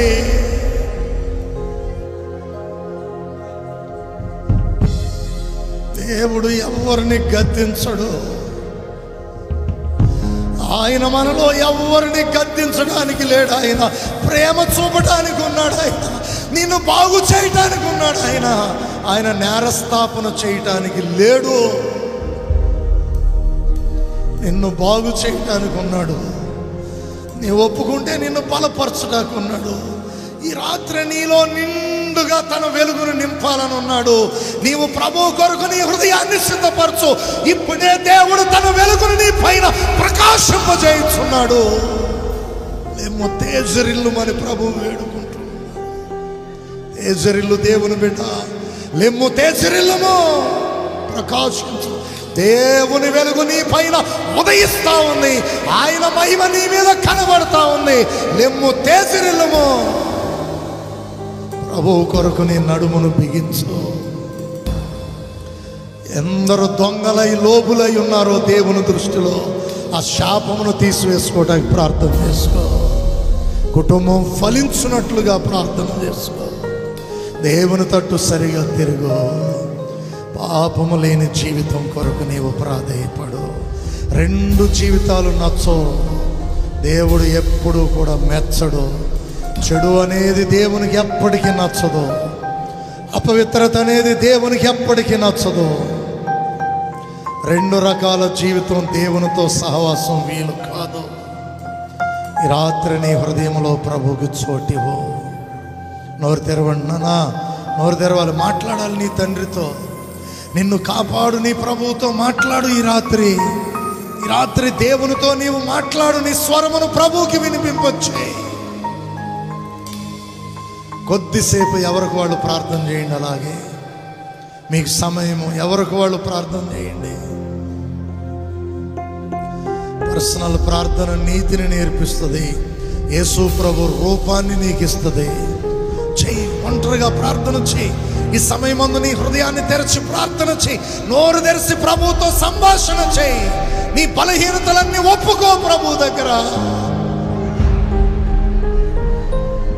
నిన్ను బలపరిచే నీ దేవుని దగ్గర నీ ఒప్పుకో. విడిచిపెట్టేసేయి. ఈ రాత్రి సాతాను తల బద్దలైపోవాలి. వాడి తలంపులన్నీ చెదిరిపోవాలి. వాడి కార్యాలన్నీ నిలిచిపోవాలి. దేవుని చిత్తము నీలో నెరవేరునుగాక. లార్డ్ జీసస్, బలపరచండి ప్రభువా, బలపరచండి ప్రభువా. నీ బలమును నీ బిడ్డలకు దయచేయండి.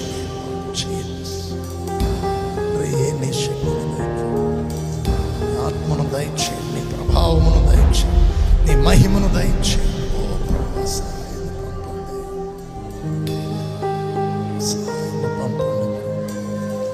మాట్లాడండి, మాట్లాడండి. అడుగుడే మీకు ఇవ్వండి అన్నాడు, వెదకుడి దొరుకునన్నాడు, తట్టుడి తీయబడిన. నా దేవుడు నీకు ఇచ్చిన, నాకు ఇచ్చిన స్వాతంత్రము గొప్పది నాన్న. ప్రభు వైపు చూడు, ప్రభు వైపు చూడు. ప్రార్థన చేద్దాం.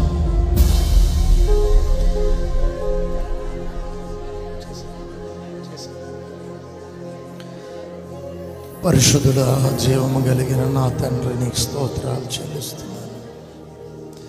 మా జీవితంలో మేము పుట్టుకతోనే భయంకరమైన పాపులం ప్రభువా. అపవిత్రతను ప్రేమిస్తూ అజ్ఞానులమై లోక శాపములో, దుర్గంధములో, దురవస్థలో ఉన్న మా కొరకు నీ కుమారుడైన క్రీస్తును బలిగా అప్పగించి మా జీవితాలలో వెలుగును నింపావు. నీకు స్తోత్రాలు. నా తండ్రి, నీ దాసుడు పాలబాబురావు గారిని బట్టి, మారుతి గారిని బట్టి నీకు స్తోత్రాలు. నా తండ్రి, నీ దాసులను పిలుచుకుని స్థాపించిన సంఘాన్ని మీరు ఫలింపజేస్తూ కుమారుని కాలమందు గొప్ప కార్యముల చేత అనేక కుటుంబాలకు వెలుగును నింపి మీరు ఘనపరిచిన సేవ కొరకై స్తోత్రాలు. సంఘ బిడ్డల కొరకై స్తోత్రాలు. మోసపోకుడి దేవుడు వెక్కిరించబడడు. మనుషుడా, ఏమి విత్తుతావా పంటనే కోస్తావని చెప్పావు. నా తండ్రి, తన శరీరమును పెట్టి విత్తువాడు శరీరము నుండి క్షయమైపోయే పంట కోస్తాడని చెప్పావు. ఆత్మ నుండి ఆత్మలో విత్తువాడు నిత్య జీవమనే పంటను కోస్తాడని చెప్పావు ప్రభువా. నా తండ్రి, నీ బిడ్డలను ఆత్మానుసారులుగా చేయండి. మోసగాడు, వంచకుడు, సాతానుడు ప్రభువా, వాడికి ఎక్కడ చోటు లేకుండా చేయండి తండ్రి. నీ బిడ్డలను బలపరచు, విశ్వాసములో స్థిరులనుగా చేయి, బలవంతులనుగా చేయి, పవిత్రులనుగా చేయి, యథార్థవంతులనుగా చేయి, నీతికి వారసులనుగా చేయి, నీ రాజ్యమునకు వారసులనుగా బ్రతికింపచేయి ప్రభువా. ఏ విషయంలో పడిపోయారో లేవనెత్తయ్యా. ఎక్కడ కృంగి లేవనేకుండా ఉన్నారో లేవనెత్తు ప్రభువా. అగాధ స్థలం నుండి లేవనెత్తు ప్రభువా. చిగటగల దొంగ ఊబిలో నుండి లేవనెత్తు ప్రభువా. నీ కృపను నీ బిడ్డలకు దయచేయండి. కూడి వచ్చిన ప్రతి ఒక్క బిడ్డను మీరు దర్శించారు ప్రభువా. నా తండ్రి, బలవంతులు అవటానికి సహాయం చేయండి. ఆత్మచేత రేపబడి శక్తి గల వారికి ఉండటానికి సహాయం చేయండి. అపవాదిని ఎదిరించేవారిగా చేయండి. నీ బలమును నీ బిడ్డలకు దయచేయండి ప్రభువా. నా తండ్రి, ఎవరైతే నీ పాదాల దగ్గర నాయన కన్నీరు విడిచారో, స్వరమెత్తి మొరపెట్టారో, ఆత్మలో మూలిగి ఉన్నారో, వారి ప్రార్థనలు నీవు విని ఉన్నావు గనుక నీ కృప నీ బిడ్డలకు మెండుగా కలుగునుగాక. నీ వెలుగు నీ బిడ్డల పైన ప్రకాశించునుగాక. నీ బలము చేత నీ బిడ్డలు బలవంతులగుదురుగాక. లోకములోని ప్రత్యేకపరచబడుదురుగాక. నీ కృపను నీ బిడ్డలకు దయచేయండి. నీ ఆశీర్వాదమును నీ బిడ్డలకు దయచేయండి ప్రభువా. నీ కృపతో బలపరచండి. కుటుంబాల్లో ప్రభువా, నీ బిడ్డలు మాదిరికరంగా ఉండటానికి ఇచ్చావు కాబట్టి నీ బిడ్డలను నిలవబెట్టి వెలుగు వలె ప్రకాశించుటకు సహాయమును దయచేయండి. నీ నామమును బట్టి ఆశీర్వదించు. ఎందరూ ప్రార్థన పరులై నీ కొరకు బలవంతులై ప్రయాసపడుతున్నారో వారికి ఇంకా నీ శక్తినిచ్చి బలపరచండి. మహిం పొందండి ప్రభువా. నీ దాసును బట్టి, దాసురాలను బట్టి, బిడ్డలను బట్టి నీకు వందనాలు. కుటుంబం అంతా కూడా ప్రభువా నీ నామము కొరకు ప్రయాసపడుతుండగా అనేకులకు వెలుగునిచ్చావు. ఇంకా నీ కృపలో బలపరచుమని ప్రార్థిస్తున్నాను. నా తండ్రి, మా ముందున్న ఇంకా 2 దినములను మీరు ఆశీర్వాదకరంగా జరిగించండి. రానయ్యున్న దైవజనులను మీ ఆత్మతో నడిపించి నీ బిడ్డల పక్షమున మీరు వాడుకునే సహాయమును దయచేయండి. మమ్మలను, ఈ కోడికలను, మా తండ్రి గ్రామాన్ని, విశ్వాసుల సంఘాన్ని, కుటుంబములను నీ శ్రేష్టమైన హస్తములకు అప్పగించి నీ ఆశీర్వాదము చేత, నీ బలము చేత స్థిరపరచుమని యేసు క్రీస్తు నామమున ఈ ప్రార్థన అడుగుచున్నాను తండ్రి. ఆమేన్.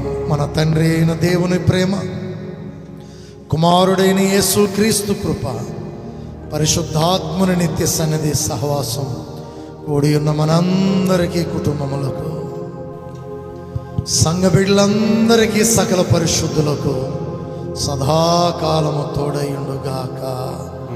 ఆమేన్. యేసు రక్తమే జయం. ప్రభు యేసు రక్తమే జయం. అపవాది క్రియలన్నీ నాశనం. మన ప్రభువును రక్షకుడైన యేసుక్రీస్తు నామము పేరట సంపూర్ణమైన విజయము కలుగునుగాక. ఆమేన్, ఆమేన్. అందరూ కూడా వందనాలండి. ప్రభు స్తోత్రం. దేవుని మాటలు బోధించిన దేవుని సేవకులకి వందనాలు తెలియజేస్తున్నాం. పిల్లలు, ఈ రాత్రి కూడిక ఇంతటితో ముగించబడినది. రేపు ఉదయకాలం మనం 11 గంటలకి మరలా దైవ సన్నిధిలో మనం కూడుకుంటాం. రేపు మరలా దైవజనులు సాల్మన్ రాజు గారు ఉంటారు, అలాగే ప్రసాద్ అయ్య గారు మన మధ్యలోనికి వస్తారు. రేపు రాత్రికి ఆదాం ఇలీషయ్య గారు మన మధ్యలో ఉంటారు. కాబట్టి దేవుడిచ్చిన ఈ అవకాశాలు అందరూ కూడా సద్వినియోగం చేసుకోవాల్సినదిగా మీకు మనవి చేస్తున్నాం. ప్రతి ఒక్కరూ సకాలంలో రండి. ఇంకా రాని వారికి కూడా తెలియచేసి అందరూ కూడా కుటుంబాలుగా దైవ సన్నిధికి రావాల్సినదిగా ప్రభు పేట మీకు మనవి చేస్తున్నాం. ప్రభు సన్నిధి మీ అందరికీ తోడైండును గాక. ఆమేన్. 11 గంటలకి మరలా మనం కలుసుకుందాం. ప్రభు స్తోత్రం.